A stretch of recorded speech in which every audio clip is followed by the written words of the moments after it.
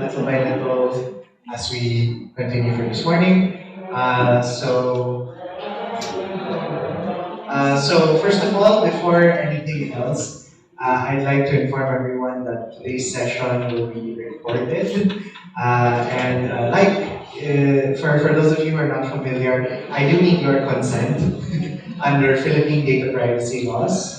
Sa batas ng Pilipinas po, under data privacy, kailangan ko hingin yung express consent niyo po na marirecord ko kayo. I need to get your express consent under Philippine data privacy laws that you are allowing us to record your participation in this event. And is that okay with everybody? Yes. Yes. Okay. Thank you so much. All right. So, yes, syempre, foundation. SEC kasi, SEC is very strict with us. So, kung nakita nila na naka-record kayo, tapos sabihin nila, nakuha niyo ba yung consent nila? Syempre, kailangan niyo ano kami. So, we have to be very careful with that. Okay, so good morning to everyone. My name is Julius Barcelona. I'm the president of the Agribusiness and Countryside Development Foundation. We are in partnership with the Management Association of the Philippines. Thank you so much to everyone for joining us this morning. I do apologize. I will do my best to speak both in Filipino and in English. We upload, the reason why we record all of our sessions is because we upload this for free for our audience to watch 2 weeks later. And our audience is international. We get people from all over the world watching these videos.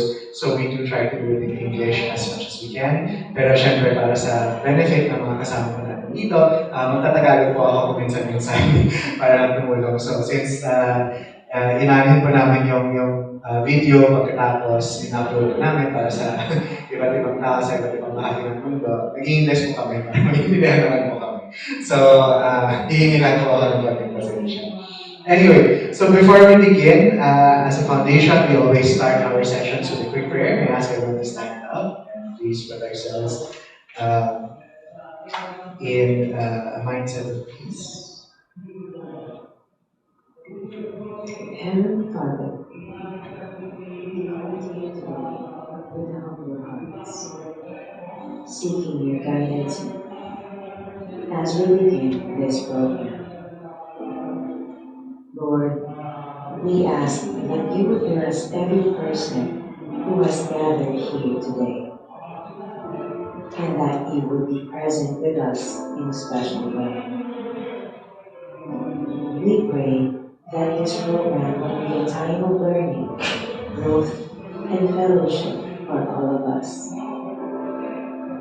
Help us to listen to one another with open hearts and open minds, and to support one another as we strive to serve you in all that we do. Please give us the strength and the courage to follow your will, and to use the gifts and talents you have given us to make a positive difference in the world. We pray all of this in your holy name. Amen.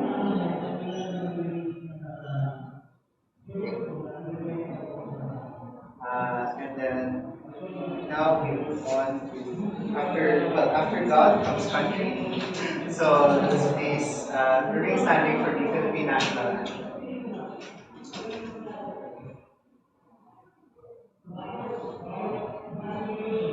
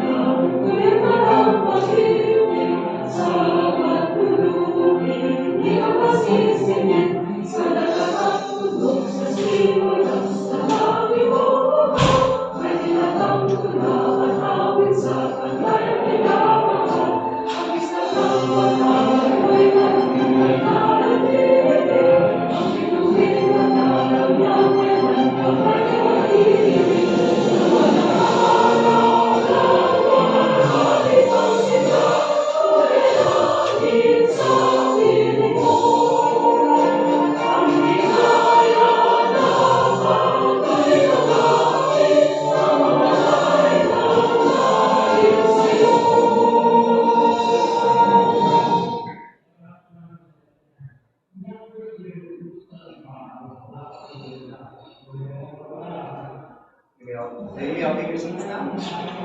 Hello. Please take your seats now. So once again, good morning to everyone. My name is Julius Barcelona. I'm the president of the Activists and Countryside Development Foundation. I'm joined today with my co-host. Hello everyone, I'm Dhang. I'm a board member of the Activists and Countryside Development Foundation. Thank you everyone for being here. So today we're It's a lovely Friday morning. Thank you for spending your time with us. So today we're going to be hearing about Sinaya seafood. It's included in the talk of Sinaya seafood is an overview of the Philippine fishing industry as well as fishers and the challenges faced by the Philippine fishing industry and how Sinaya seafood is a new model that they offer a solution to this dwindling industry. So with us right now is the founder, the head, the chief mermaid of Sinaya Seafood. She is a dedicated ocean advocate with a substantial impact on the social enterprise sector since 2013.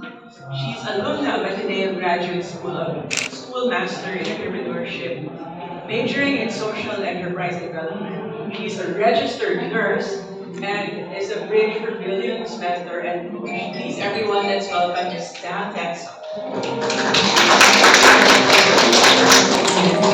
Good morning, all. Good morning, everybody. For the online and for the for those who join us today in the session.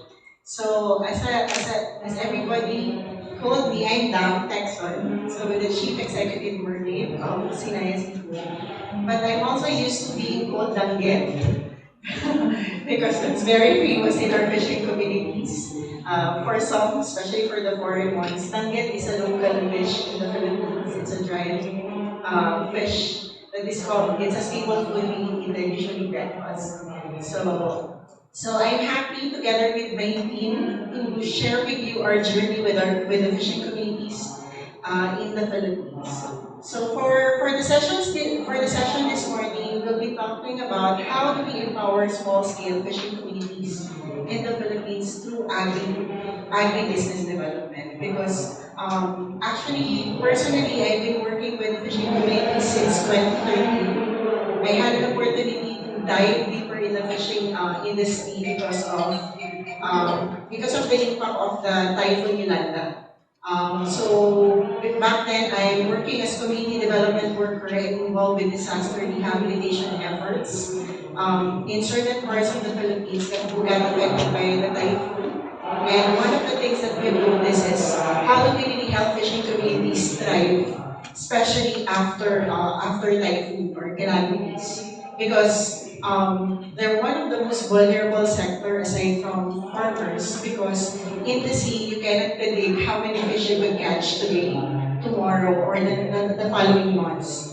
And those are the things that we've seen, and other problems such as overfishing and illegal fishing. So I'll be sharing with you some of the stories that we've experienced personally with our team, so you will understand why it is important for us to know what happened to the seafood that we are enjoying in our table before it reached our table.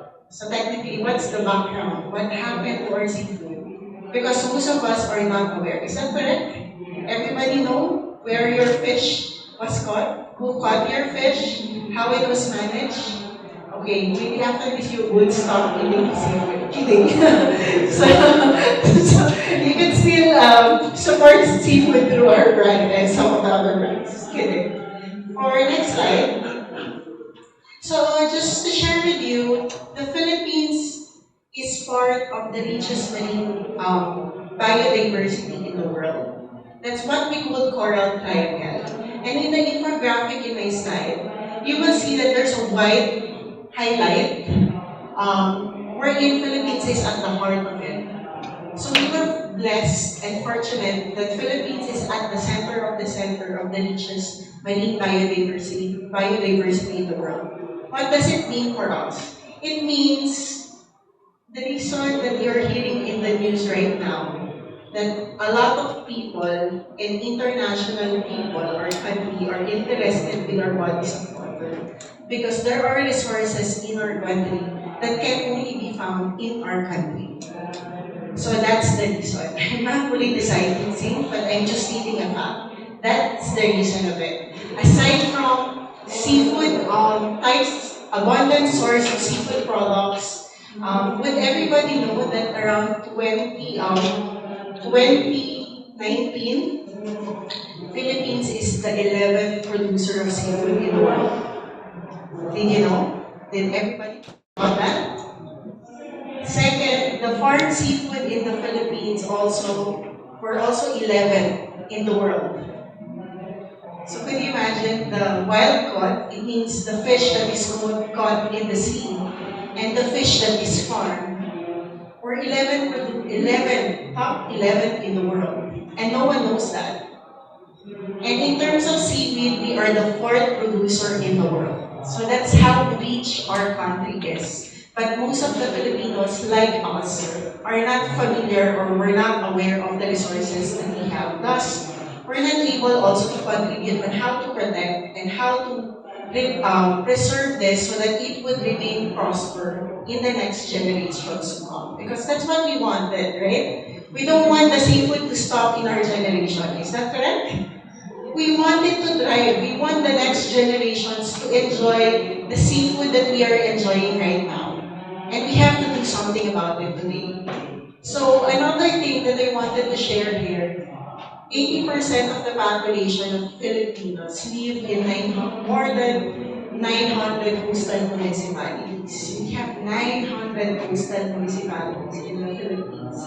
And 80% of our population lives there and depend on the ocean for livelihood, food, and recreation. Most of us are guilty in recreation, right? Because who wouldn't enjoy the beach and the islands? Of course, we're the number one benefactor of this. And with that, it's really critical for us to do something on our oceans. Later on, I would tackle what are the challenges that we are facing right now. In the next slide, I wanted to introduce to you our fishing communities in one of our fishing communities. This one is located in Lubang, Occidental Mindoro. Lubang, Mindoro, Lubang is a municipality. It's not located in the mainland of Mindoro. It's another small island. There are only two municipalities in the island. We're in Lubang and Loo. We work with two fisher folk associations there. So let me introduce to you some of the fishermen that we work with. You will see the one who's wearing a red shirt. That's Kuya Noel. Kuya Noel is already 52 years old. And he's been doing fishing for 46 years. It means at the age of 6, he already been involved fishing together with his father and family. The other one, the other man on the right side of Kuya Noel is his uncle. It's his name of his uncle is what's the name again? Sorry.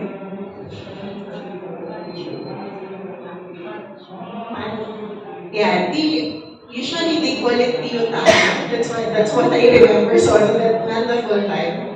He's already 62 years old, and he's been fishing for more than 50 years. Also, he started 5 years old. While the other one, the one who's wearing green, he's the youngest. He's only 34 years old, and he's been fishing for 6 years. Just to share with you what is their experience, this is a photo when we did fishing with them. During one of our visits. We joined the team of Kuya Noel, and we had to wake up 3 a.m. Can you imagine 3 a.m.? Yeah. And I was like, can we do it all night? Kidding. Because I'm a night owl. But because I wanted to fully understand, because it's very very important for me personally in order to really immerse ourselves with what's happening and what they're doing so that we can fully understand how we can fully support and help each other. So there. So at 3 o'clock, actually at 2-ish, past in the middle of 2 a.m., we had to wake up and because the accommodation that we are staying is around 20 to 30 minutes away from the fishing community. So we have to be there at around 3 a.m. where they're already preparing for their fish nets. And at 3 a.m., they just drink a hot coffee and we went directly to the sea. And that's how their lives usually, that's their daily life. They usually wake up early in the morning, spend 8 to 10 hours in the sea. Sorry, we had to shortcut. So we ended up until 9 a.m. in the sea. Because they usually like throw their nets and wait for the fish to go into their nets.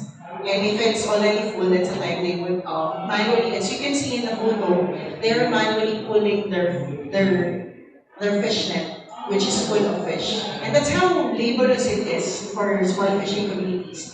They still use traditional fishing practices. Some of the fishing communities we work with in the past, they still use spear fishing like the pana. So sometimes I was wondering, why is it the fish has random holes in different parts? And I was wondering why it has holes. And they would tell me because we use spearfishing to caught it. And some of the traditional fishing practices in the Philippines are still poses risk for their safety and their life. And I don't want to tell some of the stories that are morbid that happened in the past that tragically impacted the life of the other fisher folk. So in terms of it's very primitive, it's very inefficient, and sometimes if they're not able to catch enough fish, they have to go back in the sea again at the later hours. And that's when the time I realized the irony of life. That while us during summer, we enjoy having sun-kissed skin, like sunburned skin, but this fisher folk, they don't have a choice but to be exposed in the scorching heat of the sun and burn their skin because they need money to feed their family and provide basic necessities for their family. And there would be times that the fisher folk would rather sell their catch and would be able to eat their catch because they would just rather eat rice and maybe a soy sauce or a salt as their viand. And that happens in some of the fishing communities in the Philippines. No wonder they are considered the poorest sector in our country. And we have to really do something about it. And for me, as a seafood lover, I'm not comfortable hearing the stories and listening the stories. And there should be something that has to be done with this. Another thing would be the illegal and overfishing. Like I mentioned, they have to spend longer hours. And like in the past years, they only need to spend short hours, like 4 hours, and their fish nets are already full. But nowadays, because of illegal or overfishing, they had to spend longer hours, 8 and 10. I remember I did fishing with summer fishing communities in Cebu where they caught squid. I didn't realize that squid is being caught one by one. And squid are naughty sometimes because if you caught them, they would spray you with ink, literally. And I was like, oh, these kids are very playful. They don't want to get caught. And that time, we started around 3 a.m. again. And we stayed until 7 or 8 in the morning. And we only caught 7 pieces of squid. So could you imagine longer hours, very few catch, and they spent gasoline, and they have many people for them, the ice and other equipment that they have. They're barely won't be able to cover up the expenses that they had for the entire day. So there. The impact of climate change and pollution. Unfortunately, around 2021, Philippines was recognized as the top polluter of plastic in the world. That's recognition that we won't be proud of.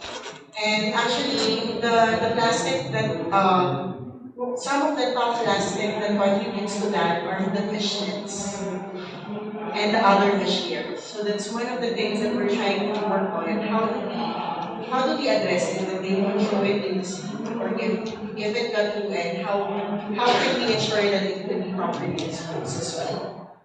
Another impact of climate change is because of the too hot temperature, the fish usually goes deeper because it's colder. Thus, those who are using traditional fishing practices, the small fishers, are having a hard time catching fish. That's why some of them usually will just catch fish 1 to 2 hours away from their area. But now they have to go farther, like 4 hours or even 6 hours farther from their usual location. And that's the reality is happening now. Another impact of climate change is if it's too hot, the fish would immaturely reproduce, thus the fish stock is getting smaller, aside from illegal and overfishing. So these are the experiences of our fishing community, Kuya Noel. And another challenge that I saw is Kuya Noel has diabetes. There would be times he has to stop fishing for so many days or even a week just to go to the city to get medical checkup. And there would be times whenever we spoke with them, they would say, we're having a problem now with the medication of oil because it's not available in the island. So we have to order it through Shopee or Lazada. And it would take some days. And could you imagine how critical it is for Kuya Noel to have the medication because diabetes is very critical. If your sugar is lower, you might die anytime soon. And those are just some examples that financial and social services, health, education, that they're not able to avail because their areas are often remote, located in remote areas and far-flung areas, and many more. And most of the fishing communities that we visited, I thought that when they usually sell the catch in the street, it's normal. Apparently, it's not. The reason that they're selling the fish in the street because there's no market, and oftentimes there's no ice. So the value of seafood is getting low. So there's so many complex stories and complex problems in the fishing industry, and that affects the small scale fishers. And we have to do something about it. But despite all of this problem, you know what I'm very proud of our fishing community in Lubang and others? They never stopped taking care of the sea. When we were fishing, a lot of dolphins were with us.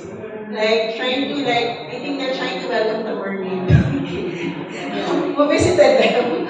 But you know, this is the first time that I went to fishing and there's so many dolphins for almost 5 minutes. They've been traveling with our boat. And you know, when I was talking to our fisher folk, Kuya Noel, Kuya Engay, who's already 59 years old, they would say, whenever we caught them, like the dolphins and other endangered or not allowed to caught seafood types, we usually release them because it would benefit us in the future if we caught them now. We might be happy now that we might be earning more, but in the next future, we will be the first person who will be affected by this situation. So it's better that we take care of this now because this is our livelihood and this is our life. And from there, I was like, I feel guilty because as a consumer, our fisher folk already endured so much sacrifices and challenges. And it's about time for us consumers to contribute and help them. Just to pay back for all of the seafood, delicious seafood that we've eaten. I think that's very enough, right? Because if we wanted to continuously enjoy the seafood and delicious seafood products, I think it entails a certain sacrifice and a certain contribution to support the people who are feeding us. Because if we don't support us later on, we will be we are part of the people who get affected and we won't be able to eat this as well. In the next slide, I will introduce to you Ate Evelyn. Ate Evelyn is one of the fishers. So, could you imagine in the Philippines, most of the fisher folk, over 50% are women. They are involved usually in the they are usually preparing the equipments and gears of their husbands or their family members who are fishers. And at the same time, they're also involved in the post-harvest. So once the seafood are already caught, they are the one either processing it or selling the seafood catch. So that's the role of the fisher, of the women. Although some women are involved in fishing, but most primarily, most commonly in the mangroves area. So that's where they do fishing, not the deep sea fishing. And here, as you can see, these are some of the traditional practice. So they usually dry or salt or brine seafood products and traditional practices for the Philippines.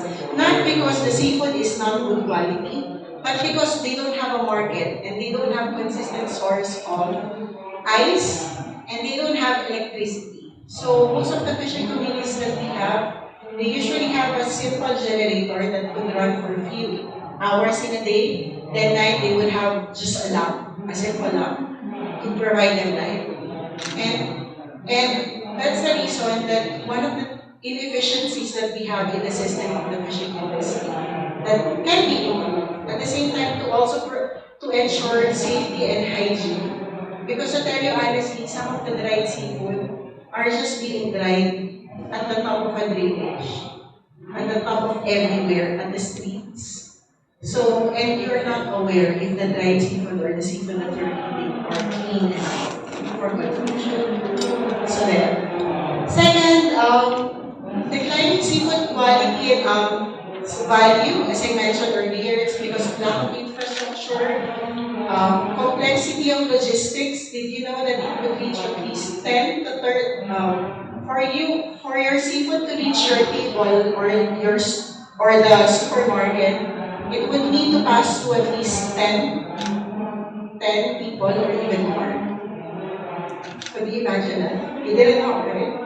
So that's how many people are involved with the process of delivering your seafood products. And that affects the quality and the taste. That's why some of us usually put more seasoning in our seafood for it to taste better. But if you taste the authentic flavor of the sea in the Philippines, you don't need any more seasoning because the taste is already flavorful. And that's what we wanted to offer in the market. Fish is the cheapest source of protein in the Philippines according to the USD. And it's a staple food next to rice, second staple food next to rice. No wonder. That's why it's critical for food security and livelihood. Then last, as we mentioned earlier, fishermen are considered the poorest sector in our country. So because of the complexity and many more problems that we've seen initially. Another concern in the next slide that I wanted to share. This is flying fish. Have anybody eaten flying fish? Some, right? We are fortunate here. We are able, majority of the audience here got the taste. It's very delicious, right? Did you know in Japan, they use flying fish as their stock for ramen? No one knows. So for other markets, it's one of the special dish. But for us, it's not even that common in the market. It's not part of the top 10 commodity. And there are many more seafood that is only available in the region that can be only found in there unless you get to visit and you get a taste of it. Another thing, have you tried this? It's sinigang, the flying fish, using kasoy and local basil leaf. Basil, local basil. No one heard about it, right? Even me. And there's many more of that. When I went to Basilan, there's a different dish. When I went to Visayas, I tasted this adobo pusit, but they have gata there. And I can't stop thinking about it and I have to cook it. have to learn how to cook it. And that's what we are missing in the Philippines. We miss the authentic flavors. We miss the abundance of our sea with the many seafood that we don't know. Because oftentimes we know bangus and tilapia galunggong. Those are common in the market. And we miss our cuisine. Because oftentimes we know it's only for frying or for boiling or laga or sinigang. Those are very limited, but there's so much richness around us that we have to really enjoy and be proud of, not only here in the Philippines, but internationally as well, because this is part of our culture and heritage.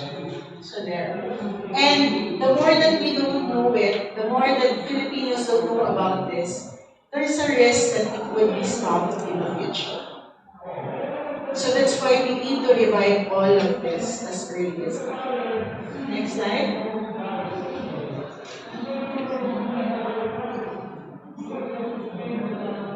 So that is the reason why Sinaya Seafood was created.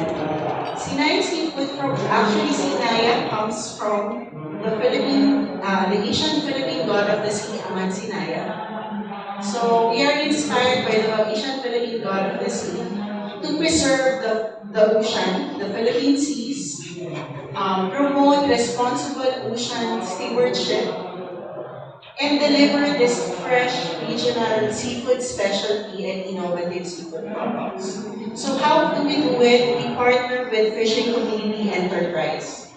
So we wanted to improve their working conditions and livelihood and to be able to have reliable income so that they would have to do any like illegal fishing or overfishing and they would continue protecting and preserving our oceans. I think that's very important because once we're able to address the basic necessities of our fishing communities, they're able to dream more for themselves and for their community, and they were able to protect their environment. Second, we collaborate with them. They are our partners. They are not our suppliers. They are important partners.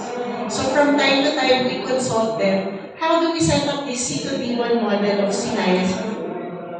We need to capture their experiences because I remember when I went to Basilan, there was a term that they usually call pandoha.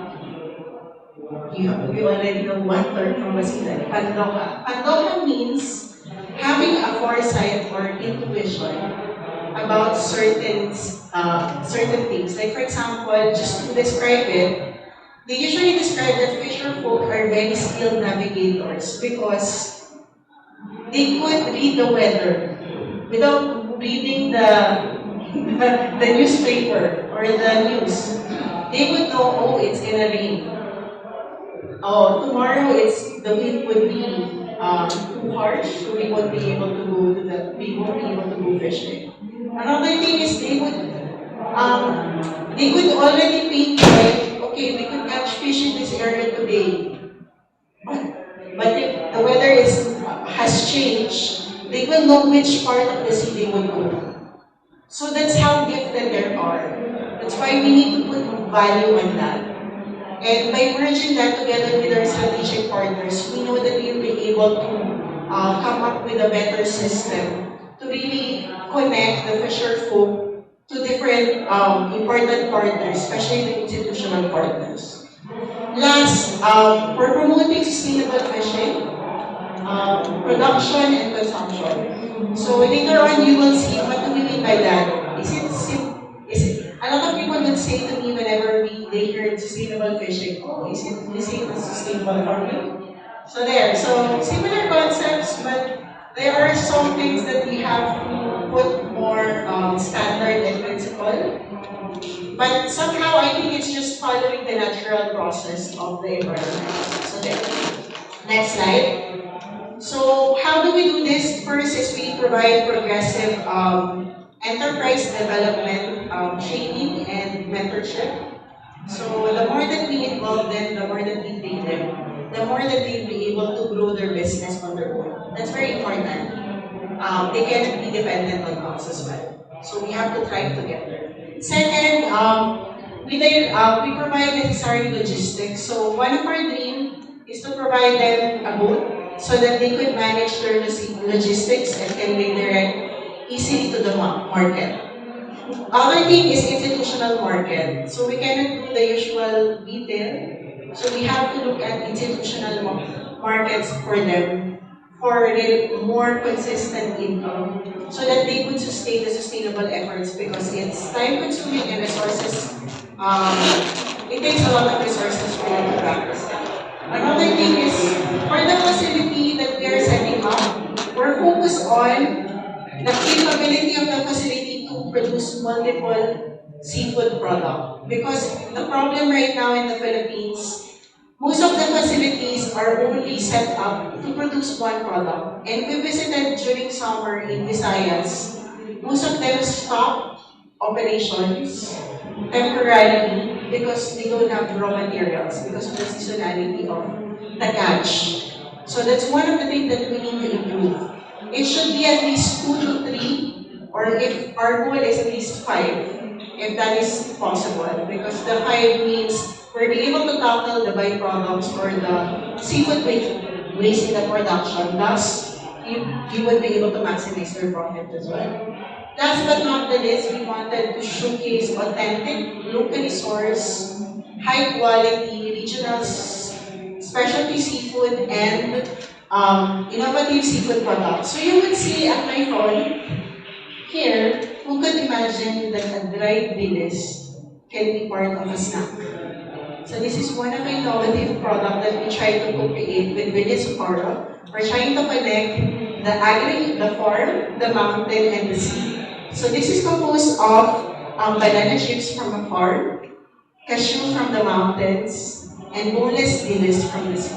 So we could create more of this because there's a lot of ways to creative ways to eat our product. Another thing, could you imagine a dried danget with chocolate?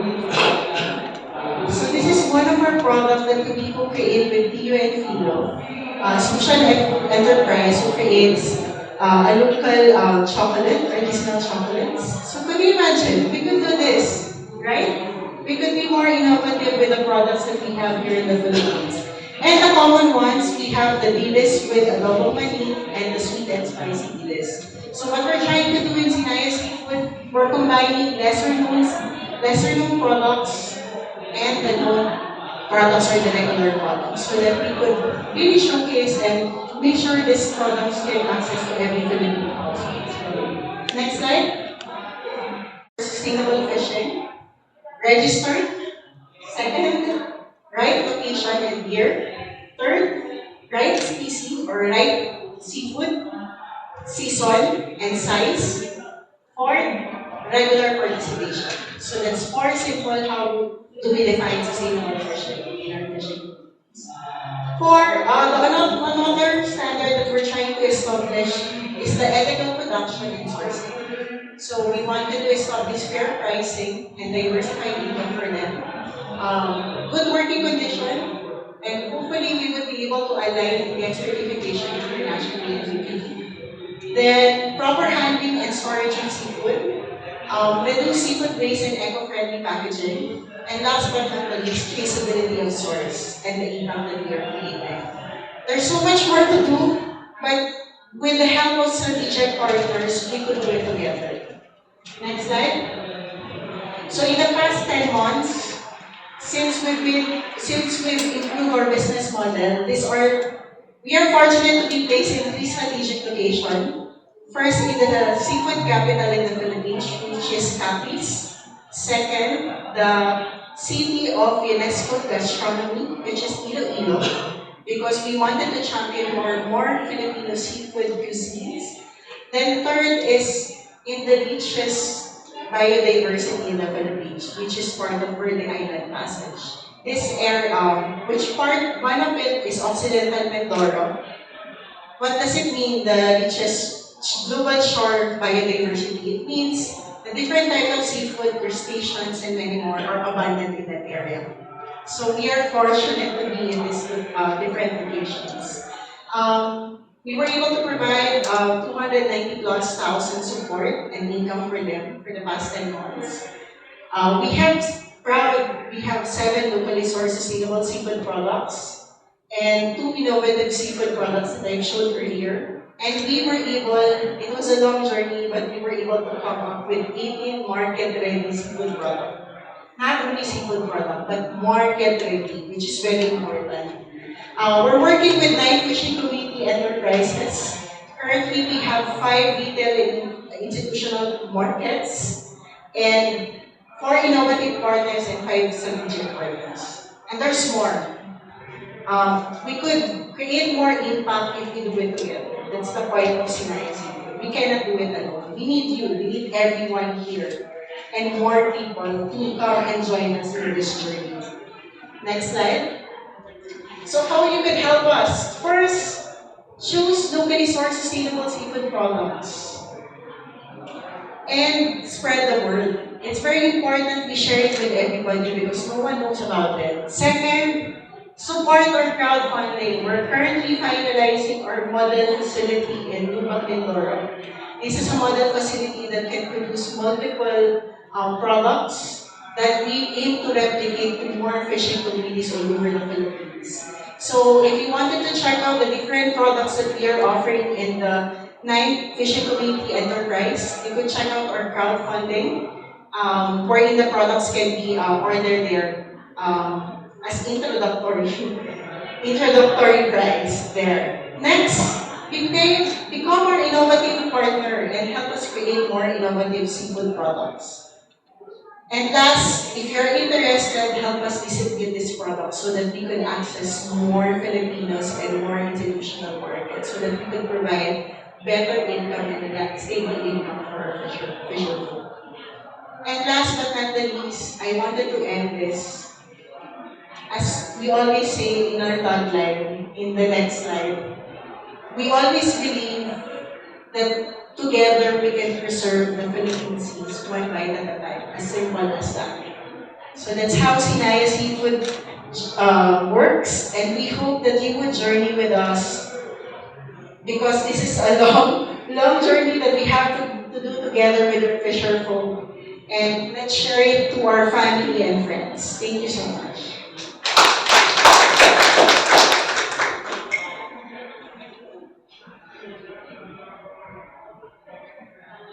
Thank you very much, Dan, for that wonderful explanation about Sinaya Seafood. Okay. So, palakpakan po natin ulit. Let's give another round of applause to Dhang, Tecson.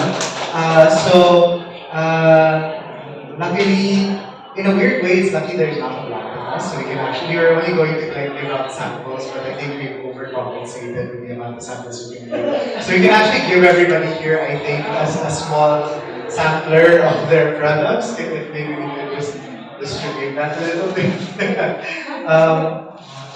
So once again, there's going to be 4 sample packs of their products in the sampler pack. The first one is their lakan dilis with nuts, and then This one is still the same. Here we have the Datu Danggit. This is chocolate with dried danggit. and then this one is their dilis shoes. So it's the dilis fish with kasoy.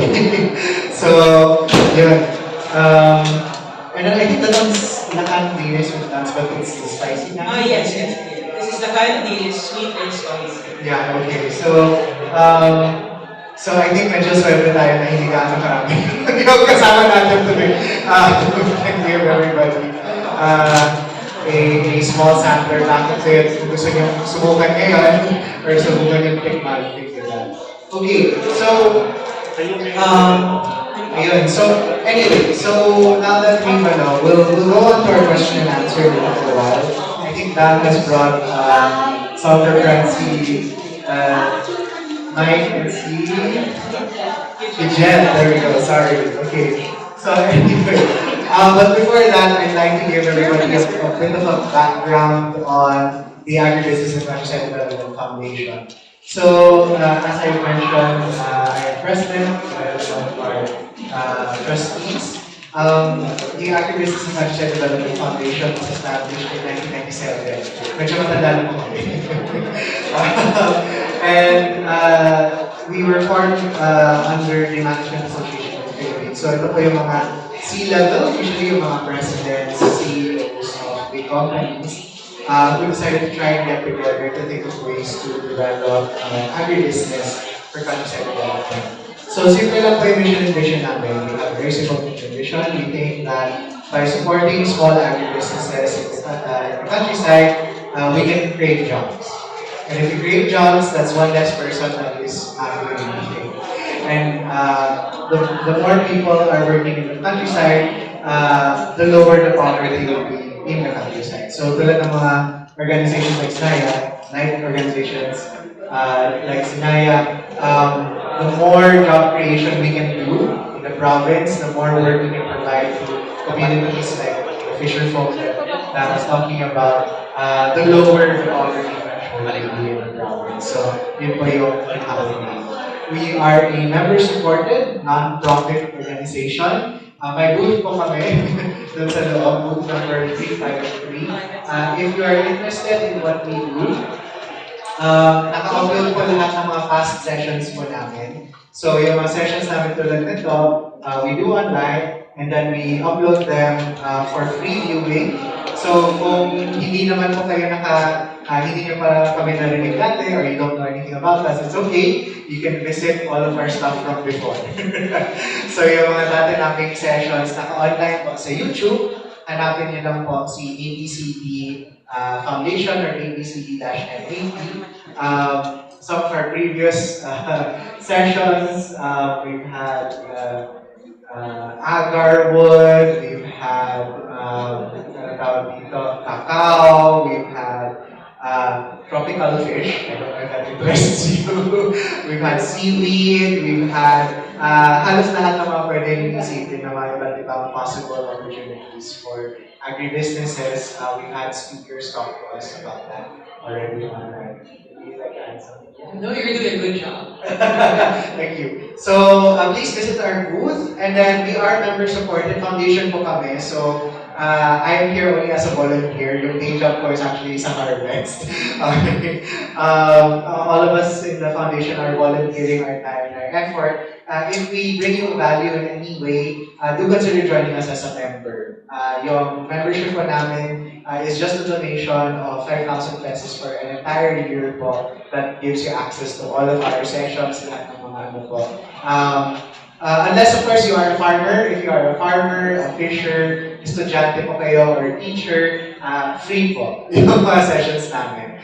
Kung hindi po, if you're not any of those, please, if you'd be willing to support our cause by donating to us and supporting our efforts to bring small agribusinesses and countryside development. So that's basically us here at the foundation. We have sessions every 2 weeks, and they're online at 8:30 in the morning to 8 o'clock to 10 o'clock in the morning. And as Julius mentioned, we have different guests from different industries in agriculture. So our next session will actually be 2 weeks from now. That's October 15, I think. Sorry. Yes, our next it's every Tuesday, every 2 weeks, every Tuesday. So our next session will be October 15. Our speaker will be Mrs. Ari Bautista. She is a marine biologist working with the United Nations for preservation of ocean resources. So she is a marine biologist that's working here in the Philippines to try and promote sustainable fishing. Yung trabaho niya is she goes out into the ocean and dun sa mga dagat namin for mga kalahating taon. Tapos she just tracks all of the fish stock that's available in the sea to make sure na hindi mo tayo nag-overfishing. So they're trying to promote here in the Philippines the preservation of protected marine zones. Para yung mga isda, pag nangiitlog po sila, if they're spawning and they're reproducing, they're protected in those areas. And then that allows the young fish to grow to a big size. And then when they grow to the correct size, they move out into the open waters. And then doon po pwede kulihin ang mga mangingisda. So, since may area kung saan safe po sila para mag-itlog at lumaki, sustainable po, guaranteed po yung season ng fish sa susunod na season. So we hope that this is interesting to you. If you would like to join us for that, you can register dun sa booth po namin. Pero online naman po siya. So kahit, no matter where you are in the Philippines, you can join us online for that one. And then again, if you're a farmer or a fisher, tulad nila sir, kanina, libre po siya. Wala po kaming hihingin sa inyo. We'd like to we encourage you po to also invite yung mga company mong magsasaka, mangingisda, or kung estudyante po or guro po kayo, that's completely for free. Please join us. If not, please, hopefully you'll be willing to donate to our cause. Okay, so Let's begin with the question and answer portion. yes, let's do that. So I'd like to actually invite Dhang and Mike and Judith here in front. Okay, so now we move on to the question and answer. So if anybody has any questions that you'd like to ask, okay lang po, pwede naman po kayo mag-Tagalog, wala pong problema. Isasabi ko na, I'll just translate it. It's okay if you speak in Tagalog, in English. I'm sorry, I don't know French, but I can't do anything about that. But you can ask any questions that you'd like to Dan and to our other friends from Sinaya Seafood about what they do. Anything that you'd like to ask, please go ahead. Are there any questions from the audience? Okay lang, parang hindi ko kaya. Ay, sir. Okay, good morning. I'm Nick from Albay, Gaspi. Sabi mo pa ba di ba yung medyo tulong nyo? Ano po ba yung klaseng tulong ang pwedeng natanggap ng mga fishers farm or small scale fishing farm? Ano po ba yan? Tulong for catching or for sustainable about culture. Yan, kung culture yun na, di ba? Sa ulang langgit, baka po pwede na natin kayong culture yung langgit. Kasi, di ba, madalas yung langgit, spear fishing, sinasabi mo. Yan, ayun lang ang tatanong lang. Kung may tutulong ba yung company nyo para small scale farmers. Kung ano talagang klaseng tulong ang matatanggap namin. Tapos yung sinasabi nyo po ba yung marketing, na nakaready na yung marketing. Kasi experience din namin yan as a small, hindi lang fisher sa animal industry. Nag-venture din ako sa private market. So, yung may produce na ako, nahihirapan ako kung paano ko isip na yung kaya medyo nasayang lang yung puhunan, yung gigs, yung ano. Kaya medyo parang nakakatakot rin magsubok para yung expenses, especially kung inutang. Sige po, pangalan ni Kuya? Michael Bulaños po. Sige. Salamat po sa tanong, Kuya Michael. Una po, siguro hindi niyo po nakita yung detalye kung ano po yung ginagawa namin for Fisher Folk. Una po, nag-a-assess po kami sa isang lugar. Tinitignan po namin, meron po bang grupo doon ng mga mangingisda na willing po na mag-partner sa amin. At meron po mga kaunting mga resources na natanggap initially. Kasi kami po yung mag-e-enhance nung kabuhayan po. Magtutulungan po kami para mapalaguan, mapaganda yung proseso po ng kanilang hanap buhay. Ganun po yung ginagawa namin. So pag nakapag-assess po kami, tinitingnan po namin ano po ba yung potential ng lugar. Pangalawa is tinitingnan po namin ano po ba yung mga fishing practices. So initially po yung present namin sa inyo, yung mga current partner po namin, yung iba po is more of wild caught or hinuli po sa dagat. Pero meron din po kami ngayon current, nasa accreditation phase pa po sila. Sustainable farming naman po. Medyo bago po sa amin yung sustainable farming, but nakikita din po ng Sinaya na kailangan po namin siya i-combine, yung wild caught at farming, kasi nga po, medyo in terms of supply, medyo hindi po natin kakayanin yung demand kung wild caught lang po siya. Or, ang ginagawa din po namin is, para may reserva din po kami na capacity na tinatawag o supply, ginagawa po namin is, meron po kami mga backup supplier. So for example po, sa Mindoro, meron po kami langgit, meron din po kami sa Filipino. So para pag meron po kami partner na malaki po yung demand, katulad po nung binanggit po namin, hindi po kami retail. Focus po namin is yung mga institutional o malalaki, kunyari mga restaurant, mga hotel later on, yun po yung mga gusto namin supplyan. And importante din po yung kalidad. Kaya po, pag na-assess po yun, mag-undergo ng training and planning together, ano po yung uunahin for the pilot po ng livelihood. Tapos from there po, habang po nag-training kami, at saka may data na po kami, tinignan na po namin sino po yung mga market. Para pag ready na po yung product, meron na po agad market na i-open. Ganun po kami magtrabaho. So, hindi po siya ganun kabilis. Kasi yung sinasabi ko po nga kanina na para maging market ready po yung isang seafood product, medyo matagal po. So, tayo honestly po, mga 2 to 3 months, mabilis na mga po yan. Pero kaya po may mga partners kami, order po namin mga state universities and colleges. At saka meron po kaming mga food services katulad po ng Tio and Tilo and Tio Socorro na tumutulong din sa amin sa recipe ng mga produkto na gagawin namin. So ganun po kami tumulong sa mga fishing community. Then from there, pag nag-check po kami ng market, we are very transparent to them na we need to understand their quality, they need to understand their process, and they're willing to journey po with the fisher folk. Kasi hindi naman po yan pag nag-connect agad, automatic, perfect na po yung partnership. So meron po mga adjustment para mas sumakto po yung partnership. And doon po tutulong kami ng suporta para ma-meet po yung ganong proseso. So yun po yung ginagawa namin. So hindi po kami magpapropose ng isang produkto na alam po namin hindi mabibenta po yan. So dumadaan po yan sa taste test sa buong team namin. Mahilig po kami kumain. Yan. And from there, doon po namin malalaman and mag-feedback po kami transparently na ay kailangan po i-change yung ibang produkto or ibang ingredient po para sumakto po siya sa merkado. So yun po. Siguro ho, yung problem na sinabi niyo, yung marketing. Kasi may bagong products. Parang, there are two parts. Yung first part, yung consumers ngayon natin, Manila, usually yung kinakain tilapia, bangus. Konti-konti lang kasi it's based on price.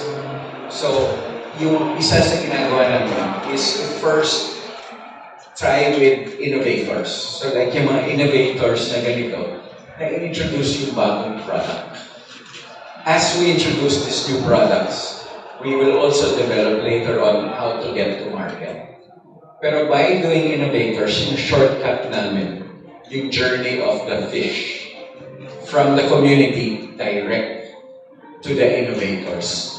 Para wala na masyadong steps. Safe yung fish, tapos the fishers will get more profit. Hindi na uubos sa step by step. So, marketing-wise po, nagsa-step by step muna kami. Let's say, kunwari, yung rabbit, if it was the same, then we would have looked for a restaurant, a menu that would be the first innovators. Parang kasi in the Philippines also, one of our dreams is to have a Philippine seafood dish that we will be proud of. Right now it's kilawin. And kilawin is very fresh, but there are many options. What other seafood dish can we be proud of? That's part of our dreams for our industry. I hope we answered your question.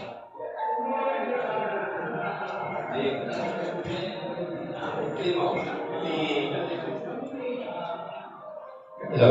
Kasi ganito po yun yung sa experience ko as yung damit, dahil naging kami yung seasonal lang, di ba? Seasonal. Tapos may mga sometimes nag-buyer kami minsan. Nasubukan ko maging fisherman. Yung huli namin, ibili ng isa. Tapos meron pa isa. Parang napakasakit sa amin na kami yung nagpapakahirap. Ibig kami na 30 per kilo. Tapos mamamalayan sa market. Magkano na? 200. Parang masakit din sa amin mga Sige. Kaya po, part po nung sinasabi namin ng assessment is tinitignan po namin ano po yung landing price sa buying price po sa mga fisher folk. Para doon po namin makita paano po magiging competitive yung presyo, yung mga produkto din po ng aming mga fishing communities. But at the same time, medyo aangat po yung kanilang kita dahil po medyo nasa-shortcut or nalilesen po yung pag-flow ng mga isda. Kasi ganun po, yung katulad po ng binanggit ko kanina, para po farming, may mga 10 tao ang pagdadaanan ng mga produkto po natin, either farm po yan or isda. So, mangyayari po yan, pag dinaanan po yan bawat tao, syempre may kita po yung bawat tao. Kaya doon po pumapasok yung capacity and capability building. Kasi pag kaya po nila ipatakbo yung negosyo, yung kalidad, mas madali po siya i-connect in the market. Kaya kung napansin niyo po, infrastructure, logistics, then quality, yun po, parang kailangan po siya tignan as a whole, pero hindi lang po yun. Later on, kaya po tinitignan din po namin yung sustainable fishing practices. Kasi ang problema po, pag nakarating naman po tayo sa merkado, kaya po ba natin yung demand? Kasi since 2013 po, marami na kami kausap ng mga market. Ang problema, hindi po kami makapag-supply. Kaya po in-improve po namin yung aming business model para makapag-scale po kami at ma-meet po namin yung requirement na quantity ng mga market. Pero, pinapakalagaan pa rin po namin yung mga karagatan. Yun po yung importante sa ginagawa po namin. So, sistema po yung ginagawa namin ngayon. So, community by community, and then logistics, and then the markets. Kasi kami siya, di ba, yung nangyayari sa amin, sa island. Minsan, huhuli namin. Anong ginawa ko noon para ano ngayon, quantity, ano ba ito? Bawat fisherman, kinakausap ko na, akin na yung huli. Akin na. Kaso siyempre, exploitation yun, may damage, tapos ilibita namin. Kaya ito, mura na yan kasi ito, may sugat na, wala na. Parang,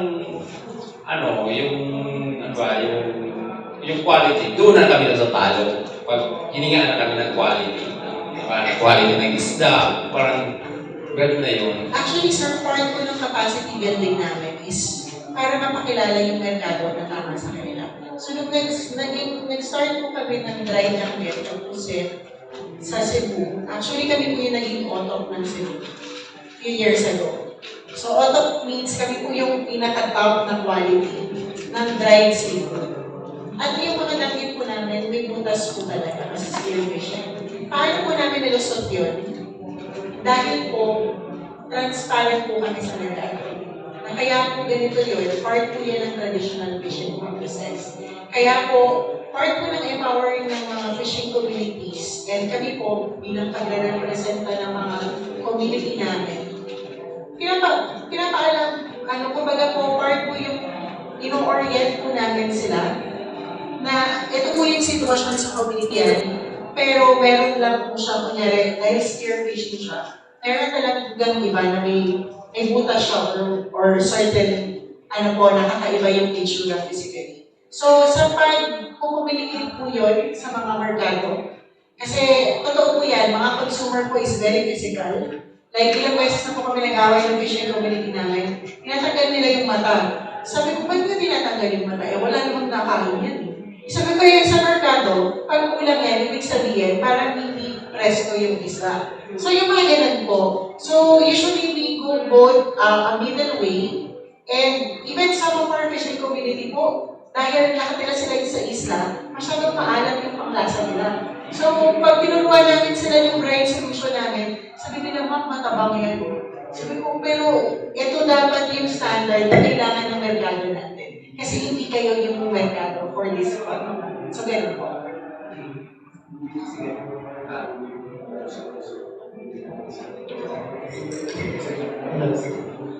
I am Veronica Balbin, Senior Agriculturalist from the Office of the City Agriculture Office, Borongan City, Eastern Samar. Ma'am, yung yung concern kasi yung nasabi mo doon na sa innovation nyo ay limited only to flying fish and siganid. So, yung concern ko lang po, kung pwede po ba maisa yung,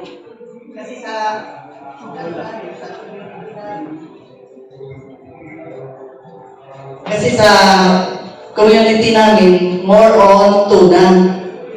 Tuna kami. Opo. Kung pwede maisali sa innovation yung tuna. Actually, ma'am, yung produkto po namin, nakabase po siya locally kung ano po yung supply. Tapos tinitingnan po namin kung ano po yung masagana pa yung supply. So doon po kami mag-identify ng mga produkto. Hindi po siya sadyang magkakaparehas. Meron lang po iba na may backup. Kasi nga po yung seasonality, minsan, kunyari, sa buwan na to, wala pong huli sa Mindoro. So sa Iloilo naman kami kukuha. Or later on, doon naman po kami sa Mindanao kukuha. So ganun po siya. Pero, as na-mention po namin, regional seafood specialty, tinitignan po namin, lalo na yung mga hindi common, doon sa mga lugar po natin, sa bawat probinsya po ng Pilipinas. Tapos pinag-iisipan po namin paano siya ma-introduce. Kaya in the coming months po, makikita nyo, mas marami po kaming produkto na hindi kilala at kami pa lang po yung nagsusupply. Pero normal po siyang kinakain sa bawat probinsya sa Pilipinas. So ganun po kami mamili ng produkto. Pero yung mga bago po, meron din po kaming pamamaraan kung paano po siya ma-introduce sa merkado. Kasi nga po pag hindi kilala, yung iba parang natatakot kumain, parang kasi anong lasa. Kaya meron din po kami minsan na nagpa-partner po kami sa mga chef, nag-booking workshop po kami, para at least na-introduce po yung iba't ibang type ng seafood. Kasi nga po kadalasan puro bangus, tilapia, galunggong, at parang yun po yung mga common lang na nakikita po sa seafood. Sana po ma'am ma-include yung tuna kasi so, doon sa amin, marami kaming mga association, Fisher Folks Association. In fact, dito sa answer, yung innovation can come from at least two locations, the market and institutions. But we're also going to be very curious, anong innovation ninyo doon? Kasi baka local recipes, local specialty, like yung nakita natin na flying fish dito na ginagawa nila sa Mindoro, I'm sure meron kayong your own way. So we will also be curious to see that, to see saan mag-meet yung innovation ng market sa innovation ng source. And that's how we want to propose to go forward. At saka another one po, pag nag-expand po kami sa isang lugar, may mga partners po kami kasama. So katulad po ngayon, partner lang po namin with Luciana, sila po mga bihasa po talaga sa fishery po, yung sustainable fishing. Tapos katulad po ng binanggit namin sa inyo, may mga innovator partners po kami, state universities or colleges or mga food brands or mga institutional market. Pero hindi po namin sinasabi na sila lang po yung kaya mag-innovate. Kasi katulad po ng mga binanggit namin, meron pong mga natural na pong mga seafood cuisine po sa bawat lugar. Actually, meron po kong kinain sa Basilan. Parang po siyang suman, pero pinipit po siya na shrimp na medyo may maanghang siya ng may coconut. Actually, gusto po namin yung reduce ito later on. Kasi wala mo nakakatikim ng mga Tagal ang pangalan ko ng seafood. So, papasalamat ako dun sa mayor na pinaluto niya yun para matikman ko. And that's more of the Filipino seafood cuisine that we wanted to bring in. Kasi hindi po kami nandito para sabihin kami po yung magaling, hindi po. Lahat po tayo may galing sa kanya-kanyang probinsya. E nandito po kami para ipakilala po yun at mag-partner po tayo para magawa po yan.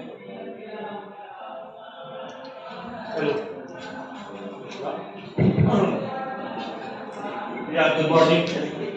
Sorry, nalita ko kanina, hirap mag-park. First, I'm a business owner. Meron akong factory dito here in Metro Manila. Now, may nabili ang property sa Giwan Samar. No? That's for our handicraft manufacturing business. Pero at the same time, sasabayan namin ito ng lobster farming. Bibili mali, that's for 2 years yun, bago lumaki. And then grouper, another 2 years. Tapos na balita ko ngayon doon, maraming abalon. Given Samar, kasi nagpapropagate ang before. Ang tanong ko, based sa experience nyo, paano yung logistics nyo? Kasi ako, dito pa lang nahihirapan na ako. That's 2 days from Giwan Samar to Manila. Ha? Eh, ako, tamad na ako eh. Pagpunta pa lang sa factory ko sa Caloocan, 1 hour and 1 hour to go home. Eh, lalo mo yung 2 days. Paano nyo nasi-simplify yung logistics nyo? Actually, sir, katulog din namin yung fisher folk. Kasi yung mga fisher folk, kasi meron din po silang alam on how to fix the logistics. So, just to give you an example, the common transportation in Mindoro is Roro or Fasca. So, that's around 3 to 4 hours. So, meron silang pinapose sa amin, okay, para ma-shortcut yan, ito yung gagawin natin. So, we were able to solve that. Then, kami naman po, nag-explore kami, mahal yung, pero chinek namin lahat, yung current transportation. Then, nakita namin, opportunity is yung backloading. You? Backloading. Yung backloading po, ito po yung mga truck na wala ng laman, na nag-deliver sa certain location. So, pwede po natin ma-maximize yun. Kasi dahil wala na pong laman yung mga truck, pwede po i-hire yun for logistics. So, yun po yung tinitignan namin. Pero, for us, the way we map logistics is depende po kung ano yung seafood product.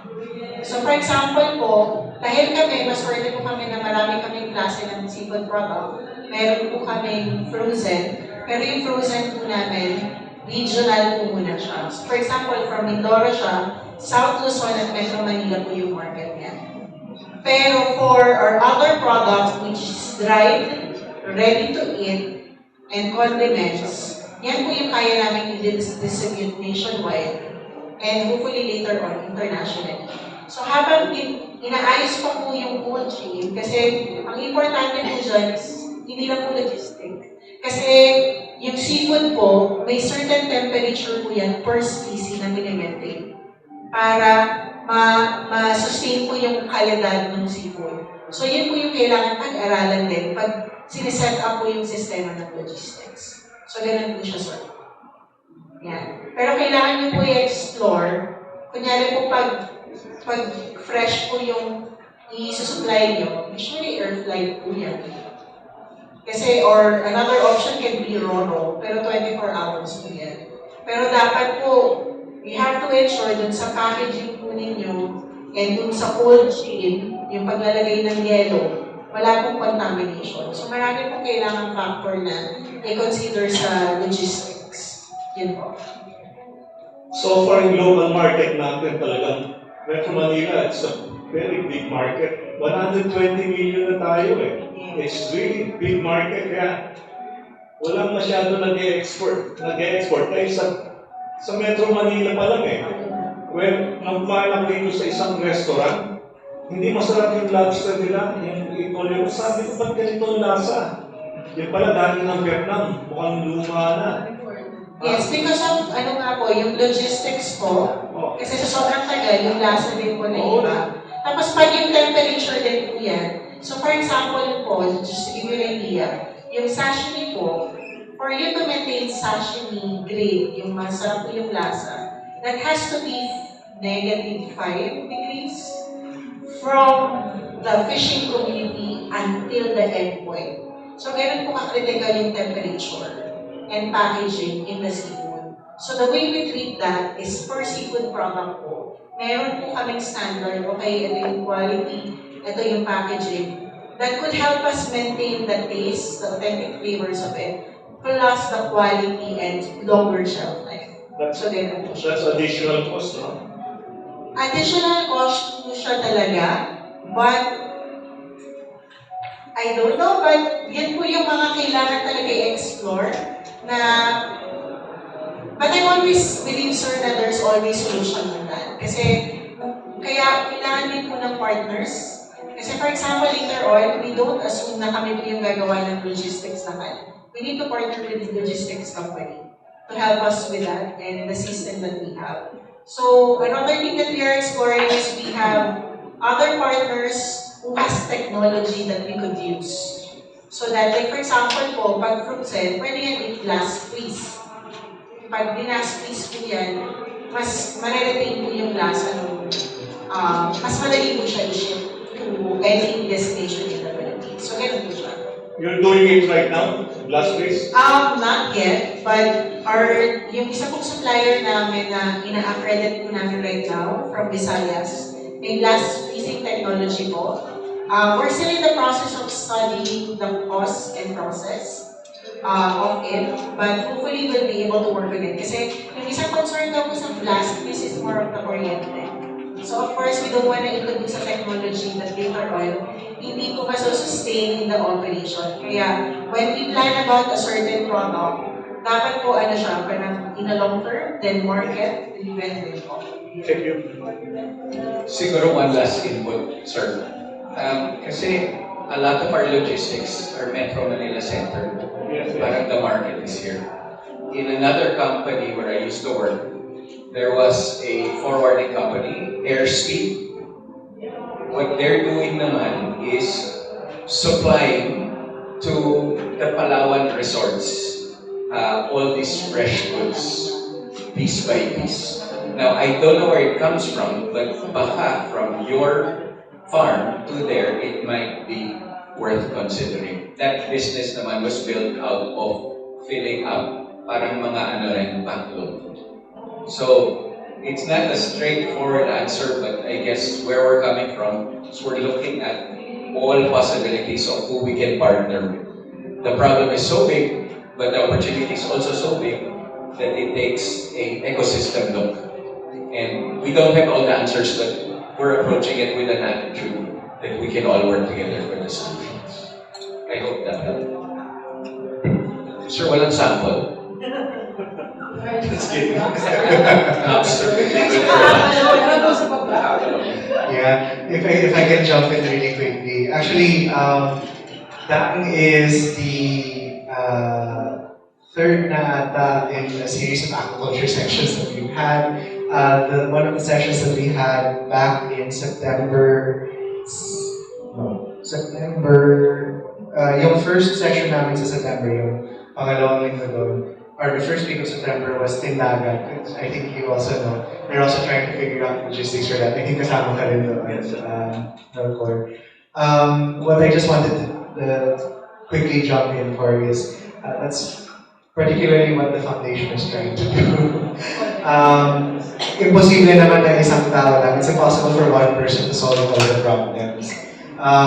But if we can harness lots of small people working together to try and get, different parts of the problem, trying to fix different parts of the problem, trying to get them together, that's how we can help. Unfortunately, yung example, yung halimbawa na sa rabbits, he was saying that he had grown rabbits, he had invested in the cages, he had invested in the feed, bought the rabbits themselves, and then when they're all big, nobody's gonna buy it. This is a sad story that's common for everyone. Cacao has the same problem. One of our previous speakers is actually from Philseed Foundation. They're trying to work with cacao farmers who have been functionally abandoned. So they were given cacao seedlings, they convinced the farmers to purchase cacao seedlings. Let's say the DA gave them 100 seedlings each, and the farmer was told, we have a big market for it and things, and then the farmers decided to buy more, plant it on their land, and then when it's done, nobody's buying the cacao. So Philseed is trying to work with them now because the cacao is already big. The cacao is already big and it's already capable of producing fruit. They just don't have the market. So Philseed Foundation was one of our speakers who was trying to work with these cacao farmers to revive the abandoned cacao trees because they're there, buhay naman sila, they're alive, and they can produce cacao with a bit of care. So Philseed is doing something similar as Sinaya of creating the chocolate. They're creating the chocolate, they're trying to create. So then Philseed asked us, okay, now our problem is where are we going to sort of, how we get it to market and things like that. So we tried to figure out how to make all of these small activities work together. I think that's something that and then of course, we had another session about cloth. the Inabel weavers dun sa Ilocos. So these are traditional textiles that people are trying to develop, and then there's some companies that are selling it, but most of their market is for export. And then so is that something that we can link to designers, for example, who are trying to figure out yung mga... So yung mga ganitong klaseng bagay, I think it's not possible kasi when you get too big, like SM, yung gusto lang nila is yung kung ano yung mabenta eh. Right? I have farmers na we work with to try and get linking the farmers directly with SM. And of course, SM is like, yeah, sure, let's try and develop these things. After a while, SM mismo will say, okay, this one isn't selling so well, so we're not gonna sell this anymore. And kawawa yung farmer who already put their money into producing those particular crops. I can't blame SM either. It's, it's their model and so things like that. Anyway, yeah, sige, yeah. Magandang umaga, tanghali. Okay, ako po si Joseph Gonzalan. I'm the Corset of ABCDF. 2 points. Yung sa specific for the rabbit muna, kasi para lang ma-address yung question. Meron pong Rabbit Breeders Industry Association dito sa Pilipinas. So, we work with them. When I say we, the Humanity Group, of course, Robert Yupampo is also one of our members here in ABCDF. So, pagdating po sa rabbits, and especially for livestock, meron po talagang mga asosasyon, no? Kung willing po kayo to still continue later on, na mas organized, mas may sistema, that's one. And then secondly, also for logistics.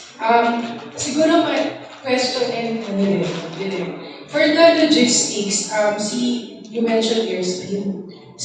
The chairwoman of airspeed is actually Rosemary Rafael, and then she's also our chairwoman in the Women's Business Council of the Philippines. And specifically for the impact concern in the ASEAN, dahil tayo po yung pinaka-climate vulnerable na bansa at region. So, importante na yung logistics concern ay ma-address natin. So, siguro, short question for our panel here. What would be the most critical aspects of the capacity building in order to, number one, assess the impact na nangyayari na, and two, future-proof natin yung mga communities and enterprises all the way from the barangay level up para mas maging handa tayo sa mga pangyayari. Kasi hindi natin mapipigilan totally, pero mas magiging handa tayo based on our collective experience in Hayaan, in Yolanda, na tumira din po kasi ako dun sa lugar na hardest hit siya. So we live there and we work with the communities here. Sige. Siguro I'll start and I'll pass it on to Lord. Based on my experience with enterprise development, with different communities, na mag-fisher folk po.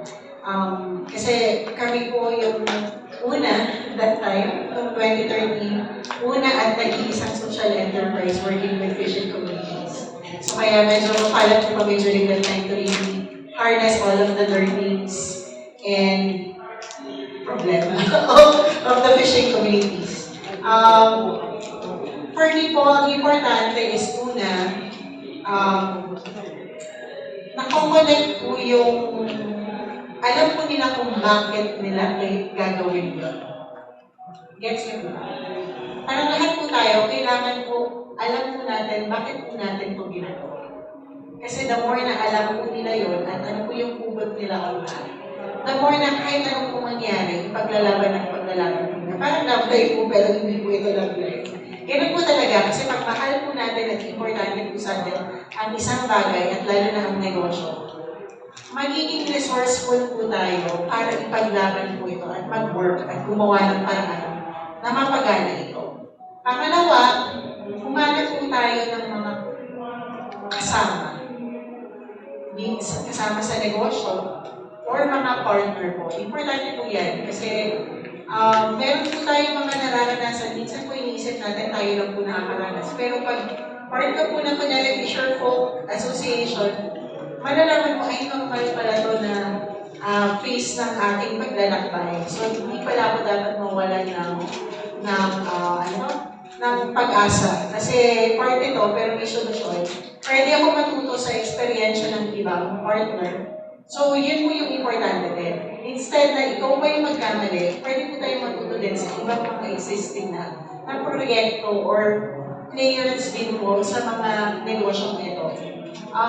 Siguro, yung huli po, kailangan po paghandaan kasi part po nung tinitignan po namin assessment, tinitignan na po namin ano po yung mga posibleng mangyari. Ito po yung tinatawag sa negosyo na business continuity plan. Dito po tinitignan ano po yung mga potential risks na pwede natin na-experiensya sa pagpapalakad ng negosyo. Tapos at the early onset, kahit hindi pa po natin na-experiensya yun, meron na po tayong ginagawang mga guidelines. Ano po yung gagawin natin pag nagawa po natin? Para mabilis po tayo makabalik sa pagpapalakad ng negosyo natin. So yun po yung nakikita ko na importante po sa pagpapalakad ng mga negosyong pang-komunidad. At sorry, nakalimutan ko po yung isa. Dapat po yung mga pinipili din po yung governance po ng community, dapat malakas din po siya, yung leadership po. Tapos dapat po pantay-pantay. As much as possible, hindi po sana magkakamag-anak, kumbaga well-represented po sa community. At most importantly, yung financial literacy po, paano mag-awak ng pera. Kaya yung ibang fishing community that we work with po, meron mga savings club. So nakatulong po yun. Kasi alam po nila mag-manage ng mga pera sa kanilang personal na buhay, nagagamit po nila yun sa kanilang negosyo. For me, one part of that is when Dhang started telling the story. This is maybe the fourth, fifth time I've heard the story. Pero parang the numbers suddenly make more impact to me. How many % live in rural fishing villages? 80% of our country. And then, while I was sitting there, how many fishermen do I know? Now 3, because I went to Mindoro. But previous to that, I didn't know. I'm 4. But, and then, I also asked myself, I eat seafood. Then I realized what I eat is not seafood. It's pond food.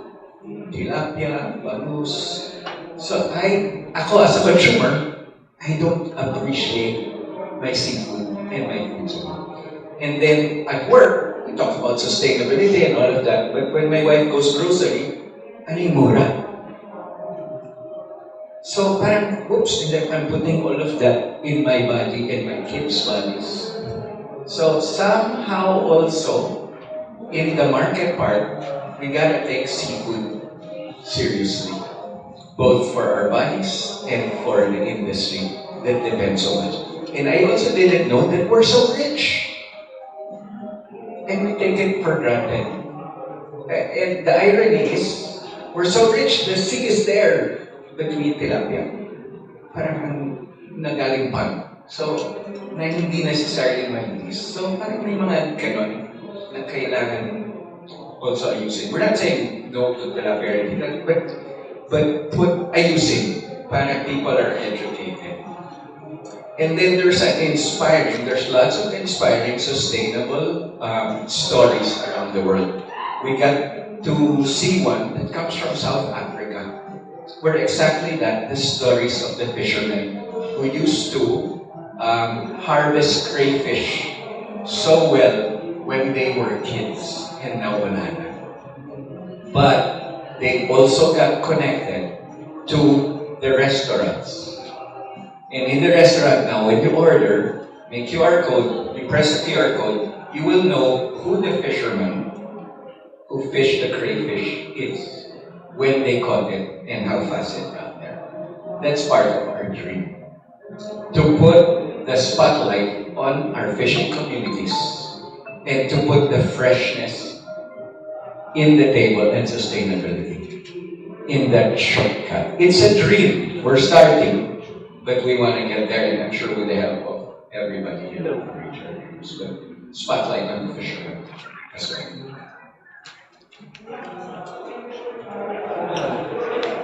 Oh, okay.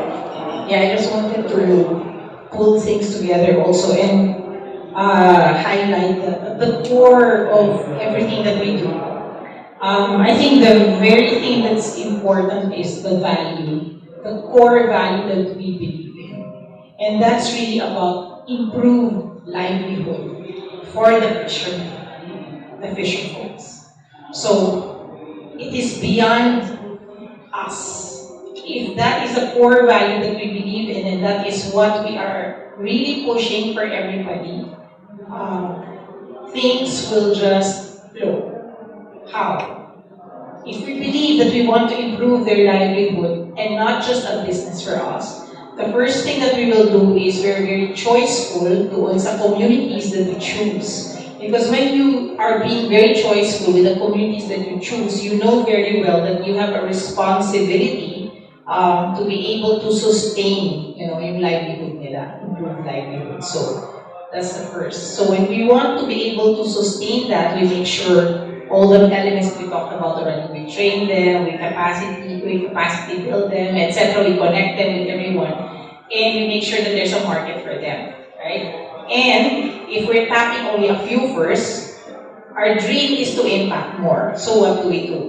It drives us to find other customers who need to believe in the same values that we do of sea to table. So cutting the logistics, cutting, etc. So some of the customers, once we are able to convince them, actually are willing to pay slightly more because we make them understand that whatever we do, we also give rewards back sa mga fisher folks na kausap namin. So what are the rewards back?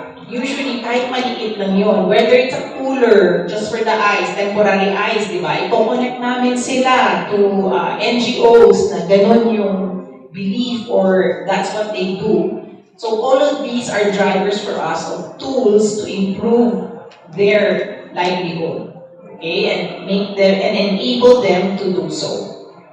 Second is, after that journey together, so you try to also understand how do we improve your yield, diba? So yield, sorry sa Tagalog kasi ilonggo ako, yung kuha sa isda, yung ani, okay, yung ani, yeah, the ani or the yield for our foreigner friends here, is very important. So for us, while frankly we are not capable of doing everything right now, and we need collaboration, it is in our dream to make sure that we understand that we will learn together and journey because we want to improve your yield. So as Dhang was mentioning, that's the very reason why we have additional products when actually it is not as sustainable. But we do that because of the fisher folks, because we have another mission, which is really impact.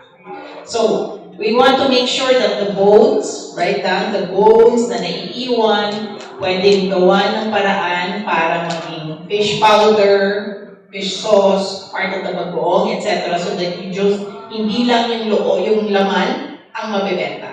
So we cannot promise everything right now, but it is totally part of our roadmap to make sure that we do that. And so on phase 1 for now, we try to get as much customers as we can on scale to make them understand, as Dhang already said, na because this is sea to table, we cannot, the quality is very different. Don't expect it to come from a perfect fish pond, that you are able to control everything. So things like that. So it's really, in essence, it's the hope that we want to give back, the love, and on the love, the co-creation that we want to do together that drives us to be able to drive the sustainability that you're talking about of, not abandoning the communities that we work with. So one step at a time. We're working now, I think, with 3 only, and then we dream to have more.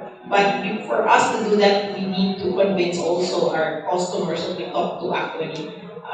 So yun lang in essence, and it's the same formula actually for everything, right? So like we're together before also, and I continue to do that on stopping ocean plastic. It's the same formula. Kausap namin yung mga junk, yung mga trash workers, diba, etc. It's the same. We cannot just abandon them. I also do women empowerment on mentorship, so it's the same. while we help them, you need to, you try to cultivate their minds. Whatever you do, bring purpose into it, bring meaning, because when you do so, your passion is very different because you are able to help back. So, yun talaga yung driver namin. Kaya whatever problem we have, Dan says, may solution siya. Because we want to solve it, to help back. Thank you. I'm Vicky Winnie. I am also an officer of ABCD. And lahat ng naririnig ko ngayon ay napakaganda at pareho rin ang aming ginagawa.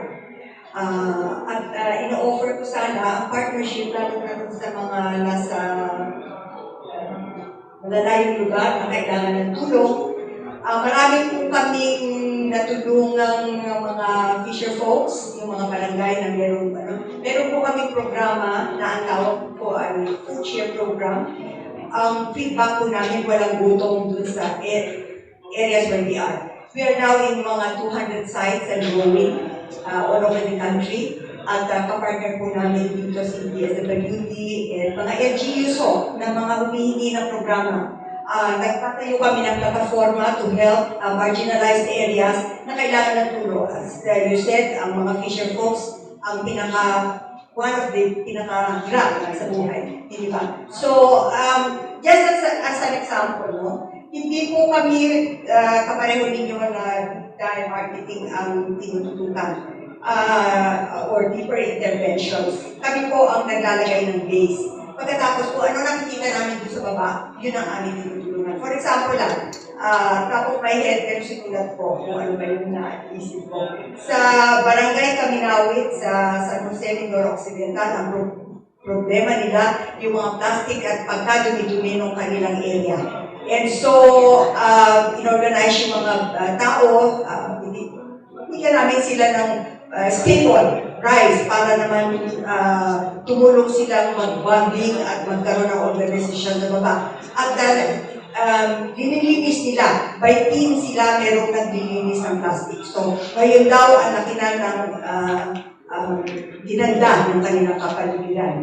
Sa pila po, kasi merong local na big-time fisher industry na merong mga barkong, mga malalaking fishing vessels na kumukuha. So yung mga nandun sa mga fisher folks na nandun lang na wala kakayanan na gano'n, hirap na hirap. Wala sila halos mahuli. So ang ginawa ngayon namin ay tumulong para magtayo ng mga bamboo poles na dun inaalagaan yung mga spawning na sinasabi ninyo.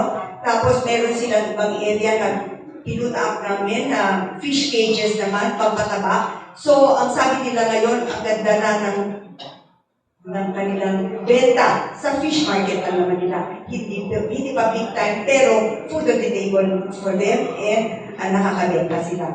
Sa Mimaropa, one of the islands there, hindi ko sana rin sa aking program officer kung ano mismo yun. Ang DOST naman ay tumulong para magbigay ng lessons on workshop on canning, smoking, bottling, drying. At after a while, tinanong namin, kailangan ba ninyo ng pondo? Tutulong kami para sa capitalization. Kung sabi nila, hindi na po namin kailangan, umaandar na kami ng gusto. So yun, gano'n. I have a long-time partnership with DSWD. Sila nag-a-assess sa baba, tumutulong. In fact, sabi nila, yung food share program natin, gagawa kami ng talagang paper on what is the effect in the communities. Hindi lang sa kung ano nangyayari, kung hindi ko ano long-term effect at sustainability ng ginagawa natin sa baba. So, yun. Sa Panukula naman, sa Quezon, nagkaroon na rin binigyan ng award ng MEDA.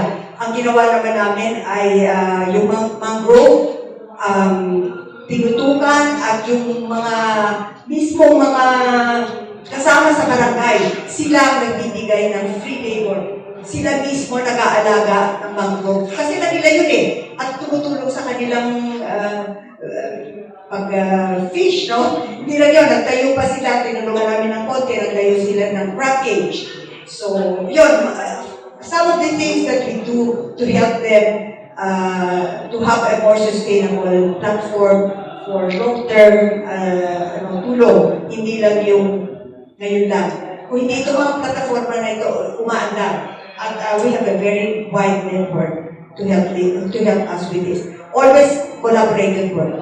Pero ang ginagawa namin talaga, yung mga nandun sa baba, kayo, hindi kayo pwedeng tanggap. Kailangan trabaho din. So may pledge to work sila the moment we come in.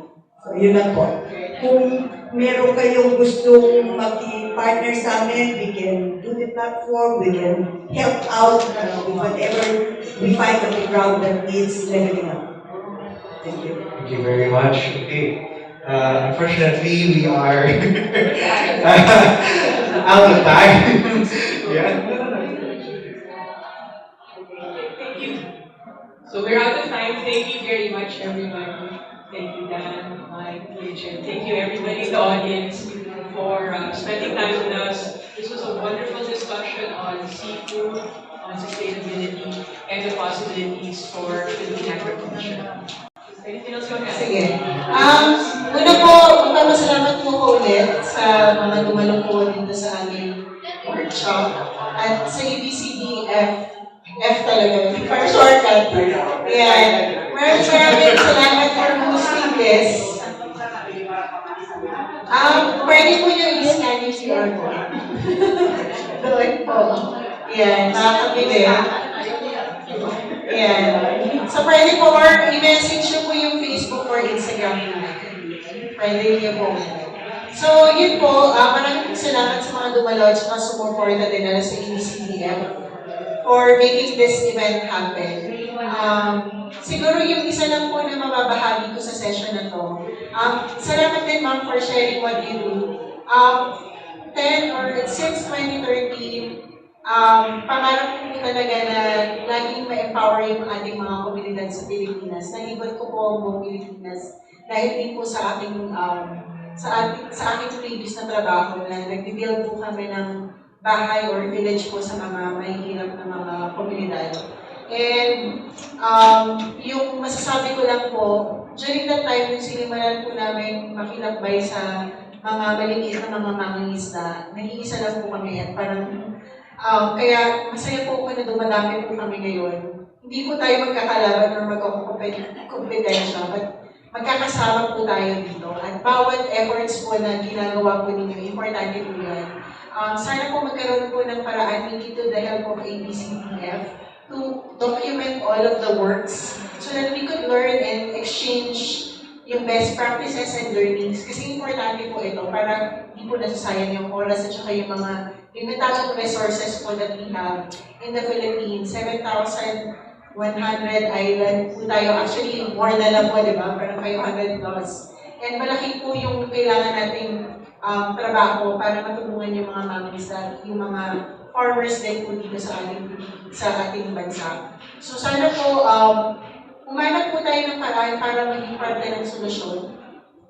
Para mas matugunan po isa-isa yung mga suliranin or mga problema po sa industriyang ito. At huwag po tayo, siguro yung creativity and yung innovation, yun po yung gusto namin i-push. Kasi marami pong way na masusolusyonan po natin yung mga problema na tinatamasa po ngayon with creativity and innovation po and with a partnership. Kasi may iba-iba po tayong expertise. Pag pinagsama po yan, mas malaki po yung impact or mas matatapos po na mas mabilis yung kumbaga yung problema sa isang komunidad. So yun na po yung masasabi ko, and pagpatuloy po natin suportahan yung bawat isa, and kung gusto niyo po makahingi ng update sa amin, you can follow our Facebook or Instagram page. Then for those po na gustong i-explore kung paano po kami maka-expand sa inyo or paano po tayo magtulungan. So pwede niyo rin po kami kontakin. Wala po ata yung number ko dito, but siguro later po you could reach out to me and we could exchange numbers. Para po makita din po namin later on, pag ready na kami or pag meron po ba tayo sa partnership na sapat na resources, is pwede po kami tumawid na sa inyong mga lugar. So pangarap po natin po na mas madami po kami mapuntahan sa Pilipinas. At sabi nga po ng team namin, gusto namin mapagmayabang natin yung mga seafood cuisine ng Pilipinas sa buong mundo at dito sa Pilipinas. Maraming pong salamat. Okay, so palakpakan po natin si Dhang. First of all, I'd like to present the Certificate of Appreciation to Dhang, the Agribusiness and Countryside Development Foundation, in partnership with the Management Association of the Philippines, together with all of our members, our special partner institutions, senior special partner institutions, corporate members, and individual members, all present the Certificate of Appreciation to Dhang Tecson for her invaluable support in the advocacy and promotion of agribusiness and countryside development, and for her commendable and unselfish services rendered to this foundation as our resource speaker. Given on our 22nd in-person meeting of 2024, this 4th day of October 2024, at the World Trade Center in Pasay City, Philippines. Signed, Ernie Ordonez as our chairman and myself as our president. Let's have a photo first. So thank you very much to everyone for joining us for our session today. Once again, we are the Agribusiness and Countryside Development Foundation in partnership with the Management Association of the Philippines. Thank you very much for joining us. Our speaker will be Dr. Ari Bautista, marine biologist working with the UN United Nations for Sustainable Ocean Fishing. Thank you very much to everyone and have a great day. Thank you.